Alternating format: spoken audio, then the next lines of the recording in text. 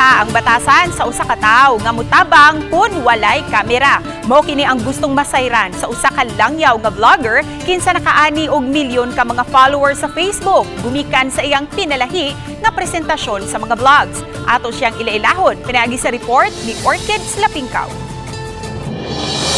I try not to be the center of attention of the video. Kaya if I get emotional, I go out.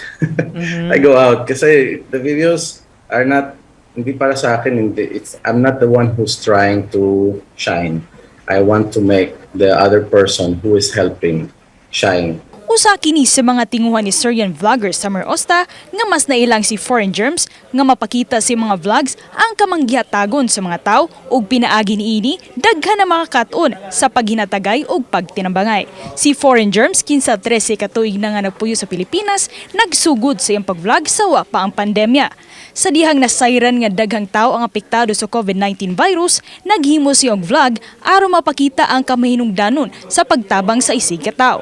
Sa iyang video, makita nga nagpakaaron-ingnun siyang libud-suroy aron masayran kung unsa ang batasan sa usa ka tawo nga iyang mapangayuan og tabang. Aduna po'y higayon nga siya mismo isip usa ka libud-suroy sa video, maoy mohatag sa mitabang kaniya. Ang iyang konsepto nakuha gikan sa usa ka vlog nga nagpakita sa usa ka CEO sa usa ka kumpanya nga nagpakaaron-ingnun nga empleyado aron masayran kung unsa ang batasan sa mga trabahante. O gumikan sa maka-inspire niya nga video, nakaani siya og 4.8 million followers sa iyang social media page. Tambag niya sa mga vloggers. Sa mga inspiring vloggers, honestly, everything is possible.